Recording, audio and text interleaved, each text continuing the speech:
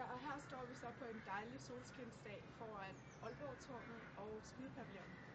Skydepavillonen tilhører Papegøjegildet, som blev stiftet i Danmark i 1431. Det er faktisk Danmarks ældste herreforening. Min far har været bror i Skydebrødreselskabet siden 1968. Aalborg-tårnet blev bygget og opført i 1933 i forbindelse med Nordjysk Kunstudstilling. Efter at udstillingen var overstået, så foreslog borgmesteren, at skydebrødrene købte det her tårn, så de kunne bevare det og passe på det. Og de fik det til 5.000 kroner. Men der var én betingelse. Han ville gerne have, at de byggede en ny pavillon til deres selskaber. Deres gamle, tidligere pavillon, den var lidt forfalden. Og det gik de så med til. Så den dag i dag er Aalborg-tårnet stadig ejet af Skydebrødreselskabet, som også kaldes for Papegøjegildet. Da min far har været bror i så mange år, så er det naturligt, at vi holdt vores familiefester og begivenheder heroppe ved Skydepavillonen.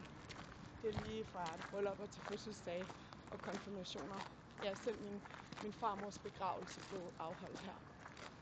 En af de meget særlige ting for mig, når jeg tænker på Aalborg og min barndom, det var, hvordan at vi som børn fik lov til at tage en tur op i Aalborg-tårnet og spise is og chokolade, i stedet for at skulle sidde og lytte til de lidt kedelige taler, der blev afholdt under festerne. Så der er mange besøgende selv sådan en dag som i dag i tårnet. Men herinde ligger skydepavillonen, hvor festerne blev afholdt. En anden særlig ting, som foregik, var til min konfirmation, hvor min mor holdt en tale, som var meget rørende. Hun var nemlig ikke sikker på, at hun havde kunne leve længe nok til at opleve den dag. Og der kan jeg huske, at jeg sad og kiggede ud på tårnet, mens jeg tænkte over det. Min mor var, hun var allerede 43, da hun fik mig. Og det har været meget specielt for 2 år siden også at fejre hendes 75-års fødselsdag, også i Skydepavillonen. Men lad os tage op og se den fantastiske udsigt fra tårnet, hvor man kan se helt til Nørresundby, til Egholm, og på en klar dag, så kan vi skæmte havet.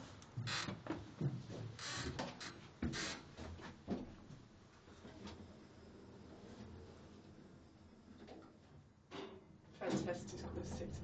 Og når jeg nu er i udlandet og ser så mange store bygninger og monumenter, så er tårnet jo meget mindre, end det var, da jeg var et lille barn og så på det med mit barns øjne. Men uanset dets egentlige størrelse, så har det jo haft en kæmpe stor betydning